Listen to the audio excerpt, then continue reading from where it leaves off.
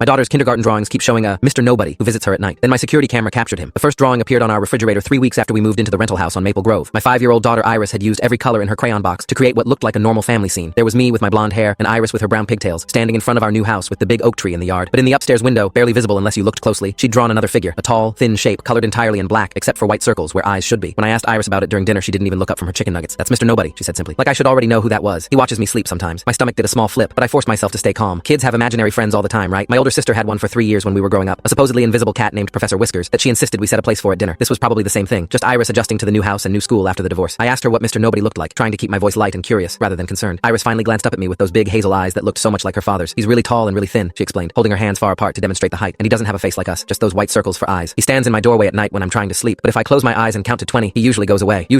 The phrase stuck in my mind long after Iris had finished dinner and gone to play with her dolls. I told myself I was overreacting, that this was clearly just her imagination creating a coping mechanism for all the changes in her life. The divorce from Thomas had been messy and painful, and we'd had to move out of our family home into this rental because I couldn't afford the mortgage on my administrative assistant salary. Iris had been forced to change schools, leave her friends, adjust to only seeing her dad every other weekend. Of course, she'd invent an imaginary friend or visitor or whatever Mr. Nobody was supposed to be. But that night, after I tucked Iris into bed and read her 3 stories like I always did, I found myself standing in her doorway for a long time, just standing there in the dark hallway, looking into her room at her small form under the princess comforter, wondering if I was standing exactly where she imagined Mr. Nobody stood. The thought made my skin crawl, and I had to force myself to go back downstairs and finish cleaning the kitchen. The second drawing showed up 4 days later, this time on the kitchen table when I came downstairs to make coffee. This one was more detailed and significantly more disturbing. Iris had drawn her bedroom with careful attention to details I didn't even know she'd noticed. The exact pattern of her curtains, the way her stuffed animals were arranged on the shelf, even the crack in the ceiling near her closet that the landlord still hadn't fixed. And there, standing next to her bed while a small figure that was clearly meant to be Iris slept peacefully, was Mr. Nobody. In this drawing, he was even taller than before, so tall that his head nearly touched the ceiling, and his arms seemed too long for his body, reaching down toward the sleeping figure with fingers that looked more like claws. I stared at that drawing for almost 10 minutes, my coffee going cold in my mug, trying to understand why a 5-year-old would create something so unsettling. When Iris came downstairs for breakfast, still in her unicorn pajamas and rubbing sleep from her eyes, I pointed to the drawing and asked her to tell me about it. She looked at the paper and smiled, actually smiled, like she was proud of her artistic work. "That's from last night," she said cheerfully while I poured her orange juice. Mr. Nobody came again, but he stayed longer this time. He was trying to tell me something, I think, but I can't hear him properly. It's like he's talking from really far away, even though he's right next to my bed. My hands started shaking slightly as I set the juice carton back in the fridge. I asked what Mr. Nobody was trying to tell her, and she shrugged in that way kids do when they're already losing interest in a conversation. I don't know exactly. Something about not being alone, or maybe about someone else being here. Her attention had already shifted to the cartoon playing on the iPad next to her cereal bowl, and she didn't seem to notice how pale I'd gone. I spent that entire day at work unable to concentrate, getting snapped at twice by my supervisor for zoning out during meetings. All I could think about was that drawing, and Iris's casual description of this Mr. Nobody figure standing next to her bed, trying to communicate something. When I picked her up from the after-school program that evening, I made a decision. We were going to talk to someone professional about this, maybe a child psychologist or therapist who could help Iris process whatever anxiety or fear was manifesting as this imaginary visitor. But that night, something happened that changed everything. I put Iris to bed at her normal 8 o'clock bedtime, going through our usual routine of bath, stories, and goodnight kisses. Around 10:30, I was watching television in the living room when I heard a sound from upstairs that made my blood run cold. It was Iris's voice, but she wasn't crying or calling for me. She was talking to someone, having a full conversation in that animated way kids do when they're engaged with someone. I muted the television and listened harder, my heart starting to pound. That's when things got a lot worse. Full story is linked below or on my channel.